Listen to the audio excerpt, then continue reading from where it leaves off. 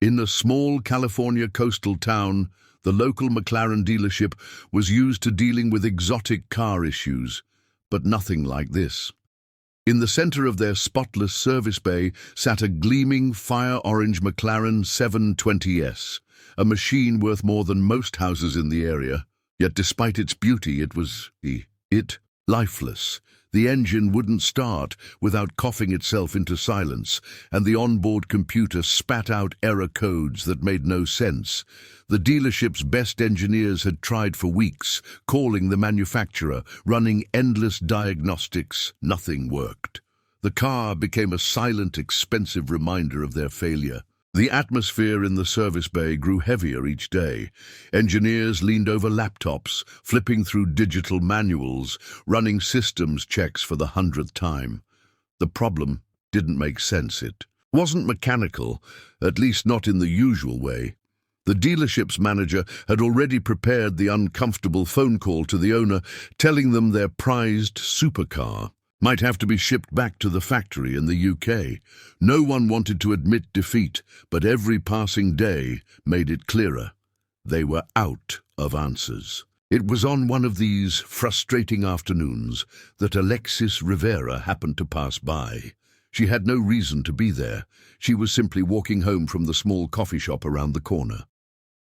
The garage doors were rolled open, letting the salty breeze from the Pacific drift in. She slowed her pace, her eyes locking onto the gleaming McLaren. She could see the tension in the mechanics' movements, hear the frustration in their clipped voices. She paused on the threshold, curiosity tugging her inside. Alexis didn't look like a mechanic. She wore faded jeans, a plain t-shirt, and a leather jacket that had seen better days. Her dark hair was tied back loosely, and she carried no tools. Yet there was something in the way she scanned the car, deliberate, focused, that made a couple of the engineers glance at her. She stepped closer, her boots clicking softly on the polished floor, and finally spoke. "You mind if I take a look?" she asked, casually, as though she were offering to check a bicycle chain instead of a six-figure supercar. The lead engineer, a tall man named Robert, chuckled without humor. "Unless you've got magic, it's pointless. This thing's done." His voice carried the exhaustion of someone who had spent too long fighting an invisible enemy. Alexis smiled faintly, her eyes never leaving the McLaren. "Sometimes," she said quietly, "magic is just knowing where to look." For a moment, no one moved. Then, perhaps because they had nothing left to lose, Robert stepped aside, silently inviting her to try. The rest of the crew watched in a mix of skepticism and curiosity as Alexis approached the car, her hands brushing over its sleek carbon fiber curves like she was greeting an old friend. Alexis slid effortlessly into the McLaren's low-slung driver's seat, the smell of new leather mingling with the faint tang of engine oil.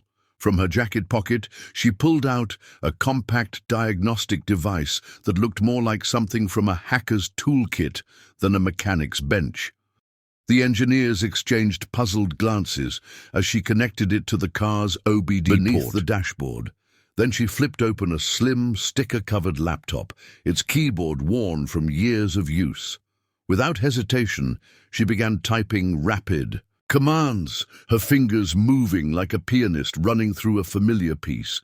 The garage grew noticeably quieter. The lead engineer, Robert, stood with his arms crossed, leaning in just enough to see the screen. Code, numbers, and system logs scrolled by faster than most could follow. Alexis barely glanced up, her eyes darting between lines of data and a separate window of custom diagnostic software she clearly knew well. Within minutes, she froze on a single line. "There," she murmured. It was a small, seemingly insignificant error. Buried deep in the ECU's firmware, a piece of faulty code likely introduced during the last software update. It was the kind of problem that wouldn't appear on official troubleshooting lists. She adjusted her seating position, leaning closer to the laptop. A few swift keystrokes later, she was rewriting the faulty line. carefully restructuring the sequence so the engine's control unit would stop misreading sensor inputs. The engineers were close enough now to hear the faint click of each key. None of them dared to interrupt. Alexis finished the code patch, saved the new configuration, and initiated a full system reset. The McLaren's dashboard flickered, lights cycling in patterns that indicated the car was rebooting its brain. Moment of truth, she said under her breath.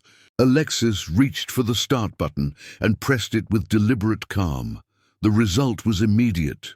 The twin-turbo V8 sprang to life with a deep, resonant roar, as if waking from a long, restless sleep. The once sick machine now idled with perfect smoothness, its exhaust note rich and confident. Every mechanic in the room froze, eyes wide. The stubborn, lifeless 720S that had defied their every effort was suddenly purring like it had just rolled off the factory line. Robert blinked in disbelief, glancing at the diagnostic screen on his workstation. Every error code had vanished. The hum of the engine filled the silence like music. "How did you?" Robert stammered, breaking the stunned quiet. Alexis closed her laptop, tucking the diagnostic tool back into her jacket pocket. She gave him a faint, almost playful smile. "Let's just say, I've been fixing things since I was 12. Cars talk and I've learned to listen." Without asking for payment, she slid out of the driver's seat and strolled toward the open garage doors.